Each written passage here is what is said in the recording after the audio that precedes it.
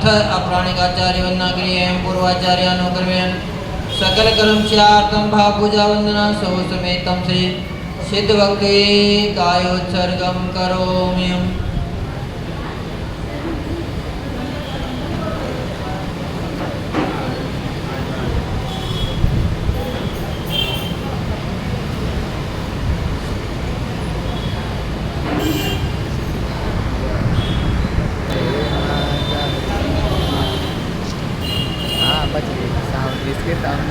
सम्मतनानदंसन वीरेशं तयोगणं अग्रलघुमवाहणं अष्टगुणाहन्ति सिद्धाणं तौ सिद्धेन सिद्धे संयम सिद्धे चरित सिद्धेय नाणं मे दर्शनं मेय सिद्धे शीर्षा नमस्यामि इच्छामि वन्दे सिद्धभक्ति कृतसालोचयम् सम्मानं सम्मदंसन सम्मजजिताणं अठवीयकमैपमकाणं अठगुणसम्पन्नाणं मुड्डलोयमत्ययमि पैत्याणं तौ सिद्धाणं नय सिद्धाणं संयम सिद्धाणं चरितसिद्धाणं अतीतानागतवर्तमानकालते सिद्धाणं संसिद्धाणं निश्चयकालम् अजयमे पूज्यमे वन्दामि नमस्यामि दुःखको कमको वैलाव सुगैगमनं समाहि वर्णं जीर्णगुणसम्पत्तियो मज्जम् अथ अपराणिकाचार्य वंदनाक्रियं पूर्वाचार्यानुक्रमेण सकल कर्म स्यार्थं भाव पूजा वंदना सौ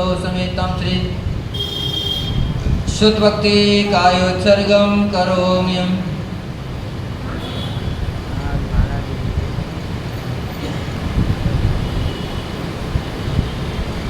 कोटिशतं द्वादशैव कोट्यो अनिचैव पंचाशदशोत्तरसहस्रसंख्यामेतच्च पंचपदं नमामि हरिहन्तवासी यत्तं गणहरदेवन्त्यं समं पणमानि बद्धजित्तो सुदनाणमुगै चोल्या चैवे सुत्तैदम्मकाय निचयकालम् अजय मे पूज्य मे वन्दामि नमस्यामि दुःखको कमको वैलाव सुगैगमनं समाहि मरणं यणिगुणसम्पत्तियो मज्जम् अथ अपराणिकाचार्य वंदनाक्रियं पूर्वाचार्यानुक्रमेण सकल कर्म स्यार्थं भाव पूजा वंदना सौ समेतं श्री आचार्य भक्ति कायोत्सर्गं करोमि।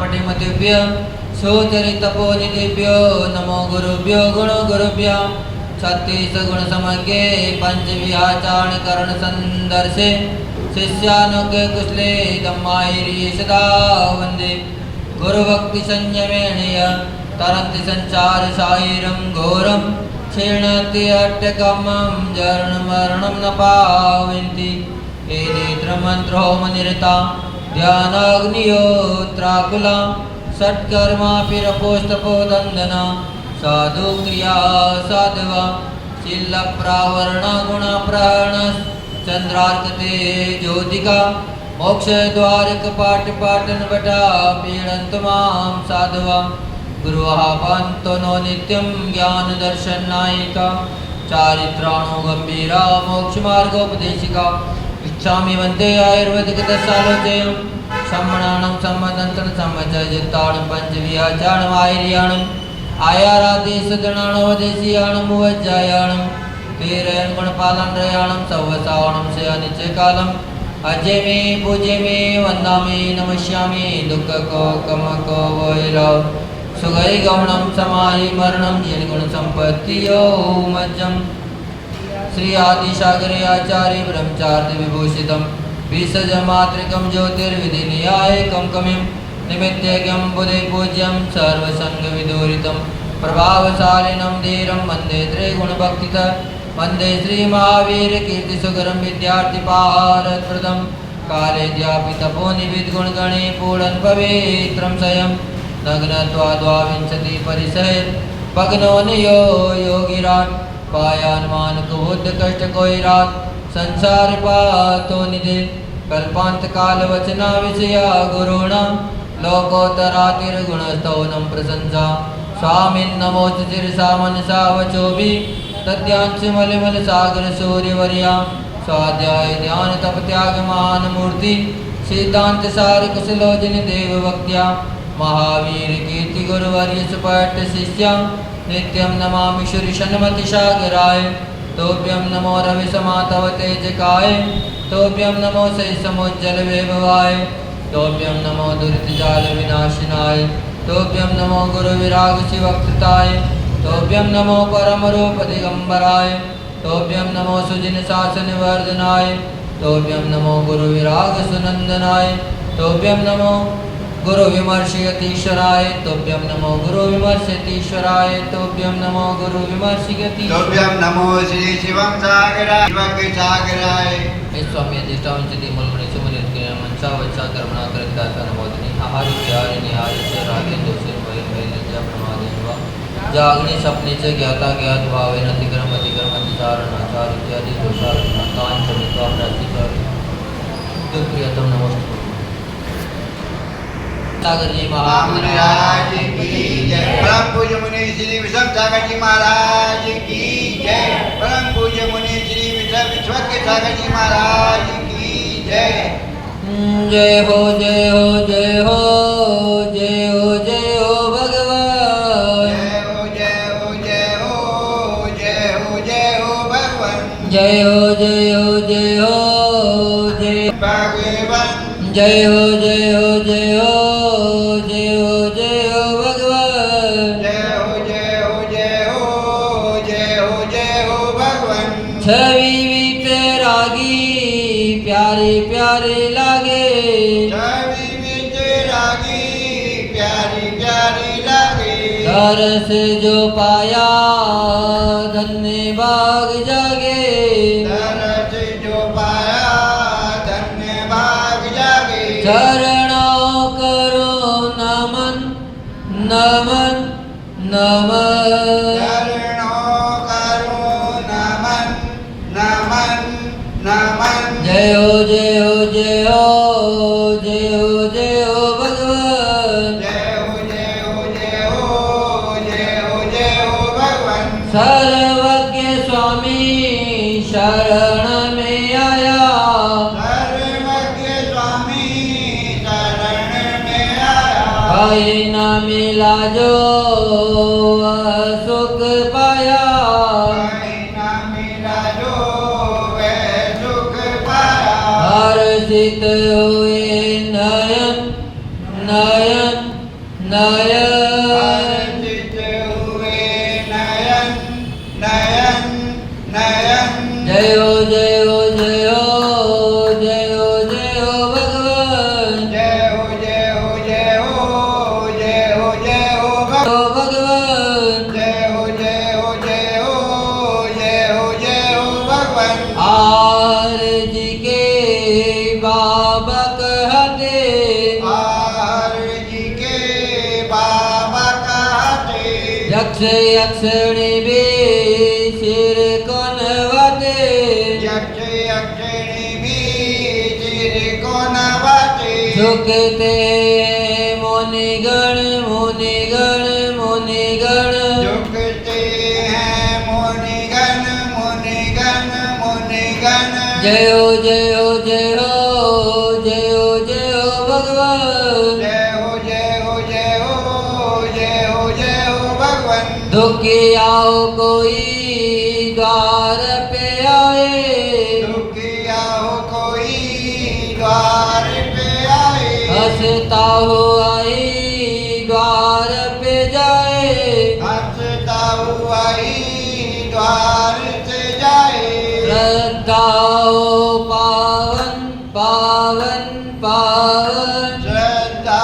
हो पावन पावन पावन जय हो जय हो जय हो जय हो जय हो भगवान जय हो जय हो जय हो जय हो जय हो भगवान जय हो जय हो जय हो जय हो आदि भगवान जय हो जय हो जय हो जय हो आदि भगवान जय हो देवादेव भगवान श्री शांतिनाथ भगवान की जय परम पूज्य भावलिंगी संत राष्ट्र की शमणाचार्य गुरुदेव विमल सागर जी जी महाराज की परम पूज्य मुनि श्री विषम सागर जी महाराज की जय। परम पूज्य मुनि श्री विश्वके सागर जी महाराज की जय।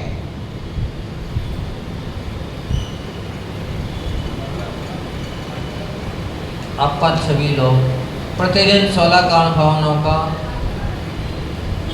चिंतन कर रहे हैं, मनन कर रहे हैं, उनके बारे में जान रहे हैं कि कौन सी भावना कितनी महत्वशाली है और हमें क्या शिक्षा दे रही है। तो कल आवश्यक परिहारणी भावना के बारे में देखा था। आज आ रही है मार्ग प्रभावना भावना। मार्ग की प्रभावना कैसे करी जाए, क्योंकि बिना प्रभावना के कोई भी कार्य आगे नहीं बढ़ पाता, धर्म भी आगे नहीं बढ़ेगा जब तक प्रभावना नहीं हो।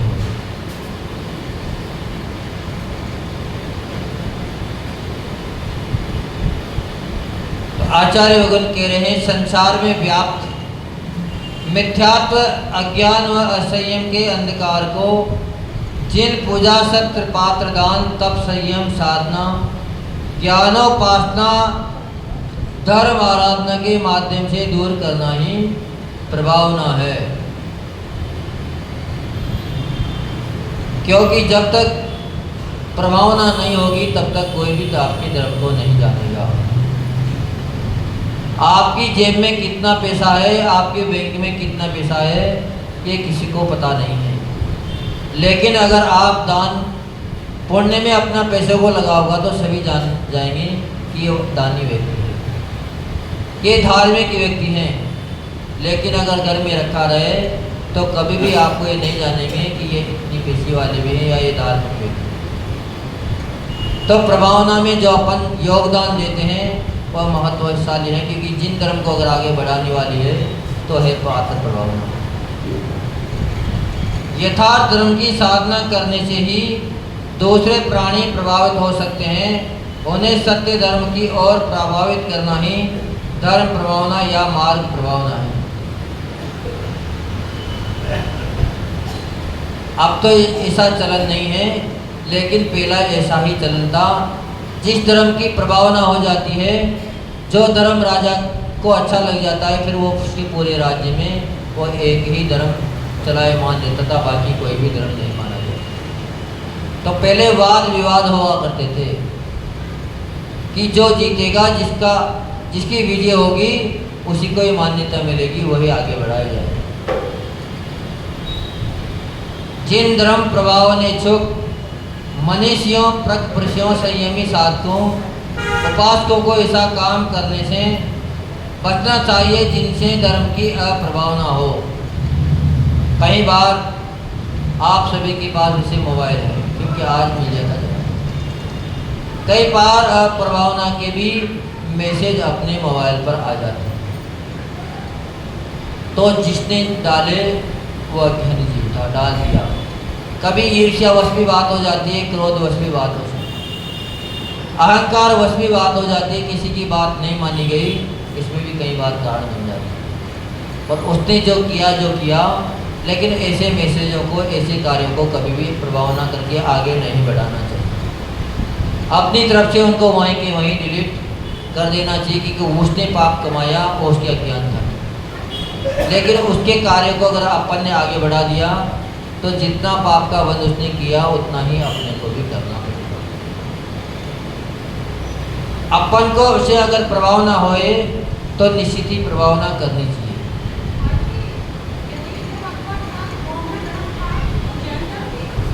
हाँ, जैन धर्म तो था हमें, पर काहे को गुपचुप माना जाता था, उसमें पाबंदी लग जाती थी। दिल्ली का ही कई बार सुनाई में आते हैं का अकबर ने लाल मंदिर, जो अपना प्रसिद्ध मंदिर है, वहाँ पर ढोल बजते थे, कीर्तन किया जाता था प्रतिदिन। तो वहाँ पर रोक लगा दी गई थी उनके समय में कि केवल हमारे दरबार में ही बैंड बजे जाए, यहीं बाजा बजे जाए और कहीं भी कोई प्रोग्राम नहीं होगा, ऐसी पाबंदी उन्होंने लगा दी। तो पहले सुन तो लो पूरी बात। तो वो वहाँ रुक गई थी, लेकिन रात को स्वतः ही देवों के द्वारा वहाँ पर ढोल बजे गए, यानी कि वाद्य बजे। और सुबह जैसे ही वो दीवान वहाँ पहुँचा, मंत्री, कि वो मंत्री जैन ही था, तो पूरी सभा के सामने अकबर ने उनको खड़ा कर दिया कि सारे लोगों ने मेरी बात मानी, लेकिन तूने मेरी बात का उल्लंघन कर दिया, तेरे को मौत की सज़ा दी जाएगी। उन्होंने कहा कि मौत की सज़ा से मैं डरता नहीं हूँ, आप चाहो तो अभी दे सकते हो, लेकिन मैंने आपकी बात का उल्लंघन नहीं किया। वो ढोल नगाड़े जितने भी बजे सारे देवों के द्वारा बजाए गए थे, एक भी जैन समाज ने आपकी उल्लंघन नहीं की। तो फिर सहर्षि अकबर ने फिर उस मंदिर में इजाज़त दे दी थी कि जब देवरी बजाने के लिए स्वर्ग से उतर के यहाँ आ रहे हैं तो फिर मैं मना भी कैसे कर सकता हूँ। हाँ जी जी, क्योंकि अपना धर्म छुप छुप के चलाया गया था, क्योंकि जिसका शासन होगा उसकी बात तो माननी ही पड़ेगी, बात चल नहीं सकती। पर अगर जुट बन जाता है तो फिर अगर वह आवाज़ उठाता है, समूह बन जाता है तो उसकी बात भी फिर धीरे धीरे आगे बढ़ जाती है। तो ऐसे कई बार आगे बढ़ाई गई बात, अंग्रेज़ों के समय भी बात आई थी, कई लोगों ने इस मामले में बलिदान दिया, क्योंकि जो हमारे परंपरा में आदि सागर जी महाराज का जो कथन आता है, उनके पिताजी जैन धर्म के अनुयायी थे और वह कभी भी किसी के आगे सिर नहीं झुकाते थे, पर वो गांव के जमींदार थे। ब्रिटिश सरकार ने उनको पट्टा दे रखा था, लेकिन जिसको भी वह प्रावधान देते थे उनको उनके सेक्रेटरी के सामने झुकना पड़ता था, पर वो झुकते नहीं थे।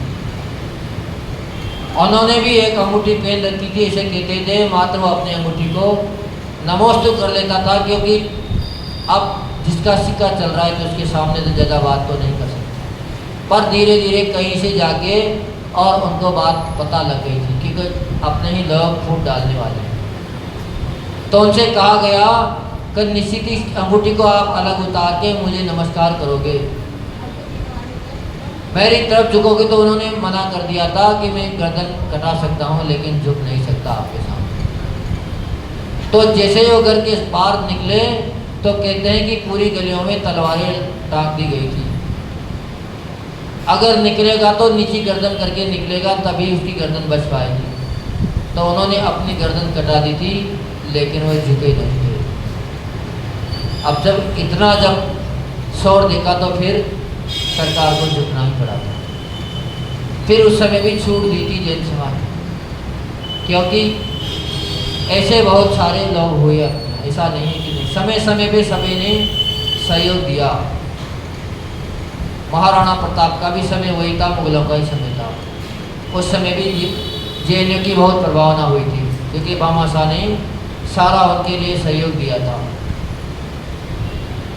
तो ऐसा नहीं है, लेकिन अपन काहे धीरे धीरे इन चीज़ों को कभी आगे बताते ही नहीं है, तो बच्चे तो इन चीज़ों को सारे को भूल ही गए कि हमारे जैन समाज में भी आज़ादी के समय सबसे ज़्यादा अगर सहयोग देने वाले थे तो तन से भी जैन समाज ही थी और मन से भी जैन समाज। तन से भी सबसे ज़्यादा सहयोग जैन समाज ने ही किया था, पर उनकी गुणगान करने वाले अपन नहीं रहे, तो सारी बातें धीरे धीरे धूमल हो गई। अभी तो 8-10 दिन पहले हमारे पास एक पुस्तक आई थी, बहुत ही स्वतंत्रता सेनानियों के उसमें दृष्टांत दिए गए, समेट लिया, उसमें हिंसा बता दी, ऐसा करेंगे तो ऐसा हो जाएगा, ऐसा करेंगे तो ऐसा हो जाएगा, पंपलेट छपाएंगे तो पैरों में आएगा, ये आएगा, दुनिया भर की बातें कर दी अपन लोगों ने, और अपने प्रभावना करना बंद कर दिया। उसी प्रभावना को दूसरे लोगों ने हाथ में ले लिया।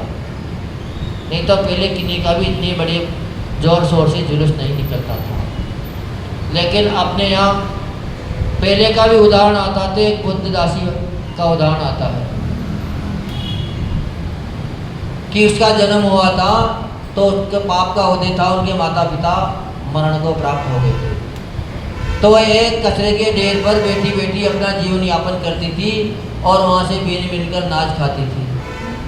वहीं से एक 2 दिगंबर साधु निकले, वो उसको देखकर बड़ी दया आ गई कि देखो इसकी कितनी हालत खराब है, कितनी दरिद्रता इस जीव के अंदर। इतने में दूसरे मुनिराज बोल बैठे कि ये तो रानी बनेगी इस राज्य की।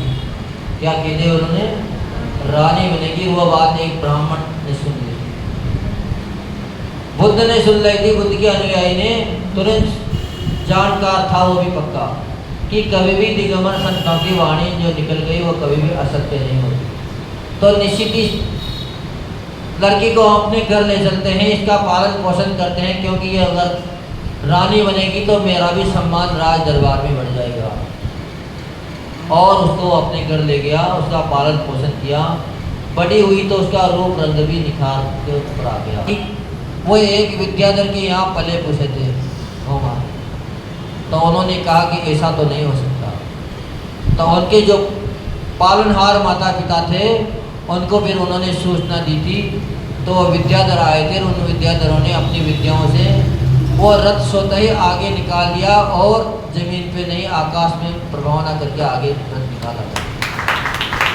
तो ऐसा नहीं, प्रभावना का बहुत बड़ा प्रभाव पड़ा था। फिर वहाँ पर हमेशा ही जैन रथ ही आगे निकले, कभी भी बौद्ध रथ आगे नहीं निकला, क्योंकि प्रभावना करने सबने सोचा कि यहाँ तो देव आ रहे हैं, मनुष्य की क्या होगा।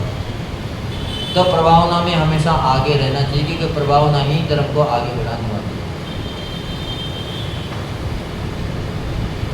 लेकिन हमेशा अप्रभावना से बचना चाहिए।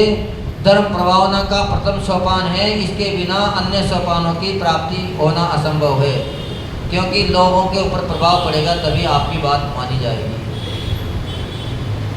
जो सत्यार्थ रूप पुरुष की, जिन धर्म की यथार्थ साधर्मी बंधुओं की, मोक्ष मार्ग साधकों की एवं जिनवाणी की निंदा करते हैं, वे धर्म के बाहर ही खड़े हैं। उन्होंने अभी धर्म के मर्म को जाना ही नहीं। क्योंकि अपना अगर कर्तव्य है, आप अगर समाज में हो तो आपके निमित्त से कभी भी समाज की अप्रभावना ना हो, चाहे गलती समाज की भी क्यों ना हो। एक बार उनको अलग से बुला के समझाया जा सकता है, लेकिन अपनी बात को बाहर नहीं कहते।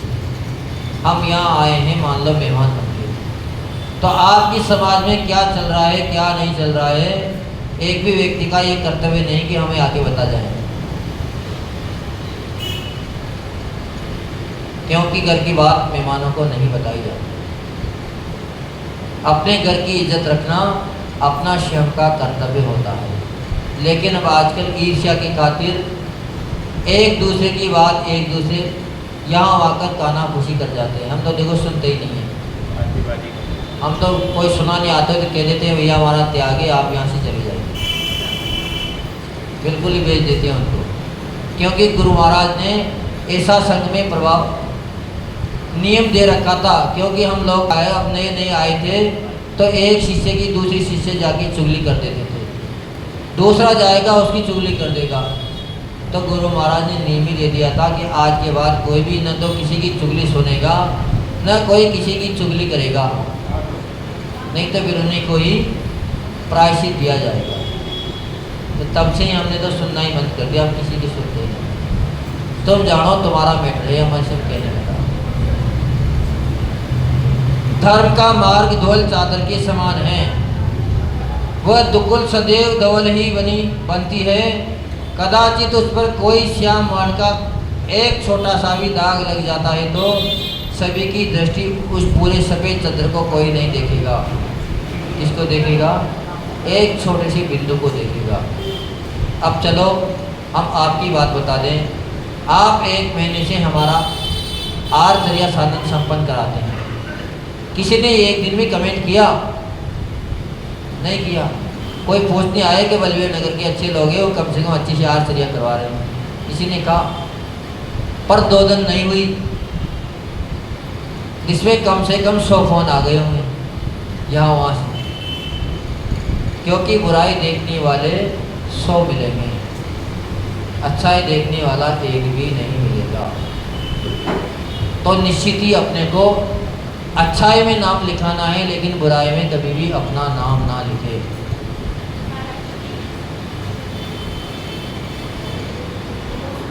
तो प्राप्त कर सके ऐसे मार्ग की प्रभावना ही मार्ग प्रभावना है, धर्म प्रभावना है। धर्म प्रभाव साधक कभी भी धर्म की निंदा नहीं करते और नहीं धर्म मार्ग की निंदा की बात सुन सकते हैं। वे स्वयं तो अपनी साधनादि से धर्म मार्ग की को प्रकाशित करते ही हैं, साथ ही दूसरों से भी कराते हैं। मार्ग का सहारा लिए बिना आज तक कोई शुद्ध बुद्ध नहीं बन सका, नहीं बन सकता तथा भविष्य में भी कभी नहीं बन सकेगा। अतः धर्म की प्रभावना का यह प्रकाशन करना आवश्यक है। धर्म युक्त भावना जब साधना का या उपासना में परिवर्तन हो जाती है तो वह भावना प्रभावना में बदल जाती है। धर्म प्रभावना का आशय मात्र दूसरों को ही प्रभावित करना नहीं है, वरन अपनी आत्मा को भी धर्म से प्रभावित करना चाहिए। सबसे बड़ी प्रभावना तो अपने आप को प्रभावित करना है, क्योंकि दूसरों को रोक पाना आपकी बस की बात नहीं है। लेकिन अपने आप को अगर रोकने लग जाएं तो स्वतः ही सभी रुक जाएंगे। तो पहले अपने आप को रोक लेना चाहिए, धीरे धीरे कोशिश करना चाहिए, क्योंकि बड़े बड़े जुलूस रैली से जहाँ धर्म प्रभावना होती है तो अव्यवस्थित इन्हीं कार्यक्रमों से कभी कभी अप्रभावना भी हो जाती होती है। कभी कभार ऐसा भी नहीं कि नहीं होती हो। किसी जुलूस में अनेक बैंड पार्टी व हजारों मनुष्यों का शामिल होना इतना प्रभाव नहीं होता जितना उन धर्मात्मा जनों का श्रद्धा भक्ति समर्पण के साथ अनुशासन से चलना, क्योंकि अनुशासन के नाम से ही जैन धर्म प्रकाशित में आया है। अहिंसा के नाम से ही जैन धर्म की प्रभावना हुई है। तो बिना धर्म प्रभावना किए अथवा इस प्रकार की भावना भाए बिना कोई भी प्राणी तीर्थंकर नहीं बन सकता, क्योंकि मार्ग को जब आगे बढ़ाओगे तभी तो आपका मार्ग आगे बढ़ेगा। धर्म प्रभावना करने में किंचित सावध भी संभव है, क्योंकि सावध बिना धर्म प्रभावना नहीं हो सकती। आप पूजन करने आ रहे हो यहाँ, तो पूजन करते हुए कुछ तो आपको सावध का भी दोष लगेगा ही लगेगा। अब यह का आप उसमें विवेक कितना लगा रहे हो। सामग्री दोगे, पानी फैलेगा और होगा, तो कुछ न कुछ तो उसमें सावध का कार्य होता ही होता है। लेकिन सावध का कार्य से पाप आपको लगेगा किंचित मात्र, लेकिन उसी क्रिया से आपको पुण्य लगेगा ढेर सारा। तो फिर वह कार्य आचार्य भगवंतों ने करने योग्य बताया है। किंतु हाँ, धर्म से अधिकाधिक व्यक्तियों का कल्याण हो तब तो ग्राह्य है, अन्यथा नहीं है। उससे अगर कल्याण हो रहा हो तो निश्चित ही वह कार्य भी करने योग्य होता है, क्योंकि जब तक आकर्षित नहीं करोगे तो व्यक्ति नहीं जुड़ेगा।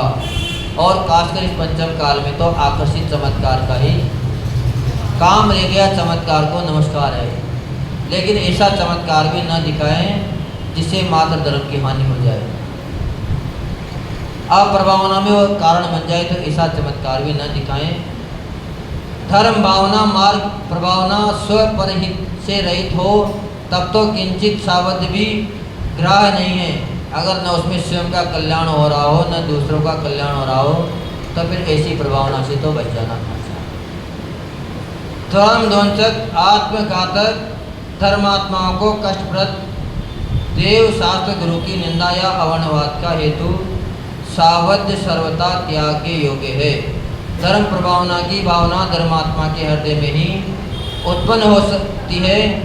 कभी जिनका हृदय धर्म से शून्य है वे क्या धर्म प्रभावना करेंगे, क्योंकि धर्म प्रभावना भी एक धर्मात्मा जीव ही कर सकता है, दूसरा व्यक्ति धर्म की प्रभावना नहीं करेगा। जो जिससे जुड़ा है वो सबको अपना अपना देखो श्रेष्ठ लगता है। आप सोचोगे दूसरा अपने को श्रेष्ठ बता रहे हैं तो फिर आप क्यों उनको खराब बता रहे हो। तो संसार का नियम है, सब अपने अपने को अच्छा बताते हैं। किसी का पुत्र है अगर वो काना भी है तो माँ उसको भी राजा बेटा ही कहती है, उसको काना कभी भी नहीं कहेगी, क्योंकि उसके लिए तो वही राजा है, उसके दूसरे के बेटे से क्या मतलब है। तो निश्चित ही सभी लोग अपने अपने को सभी अच्छा बताते हैं, पर उनकी काट भी अपन ना करें, पर कम से कम अपनी उत्कृष्टता को दिखाने का अपना बराबर हक है, अपन उसको दिखाएंगे। धर्मात्माओं के आधार से ही मार्ग प्रभावना व धर्म का अस्तित्व है। जिस दिन धर्मात्मा लोगों का लोप हो जाएगा उसी समय से धर्म मार्ग प्रभावना धर्म का उसी समय क्षेत्र से लोप हो जाएगा, फिर वहाँ पर धर्म ही नहीं बचेगा। तो जो अभी बहन कह रही थी तो धर्म के मिटाने वाले अपने उनको प्रोत्साहन अपन दिया गया तो स्वतः ही रुक गई बात। पर जब आप छोड़ोगे नहीं तो दूसरा कैसे छूट जाएगा? उनको तो उससे इनकम हो रही है, तो वो तो करेंगे ही करेंगे। जो परम पूज्य भावलिंगी संत राष्ट्र की शमनाचार्य गुरुदेव विमर्श सागर जी महाराज सागर जी महाराज की जय। परम पूज्य सागर जी महाराज की जय। अब आज अपनी 16 कान भावनाएं तो शायद पूरी हो गई। ओम ह्रीं हरमसि औचनमे, ओम ह्रीं हरमसि औचनमे, ओम ह्रीं हरमसि औचनमे, ओम ह्रीं हरमसि औचनमे।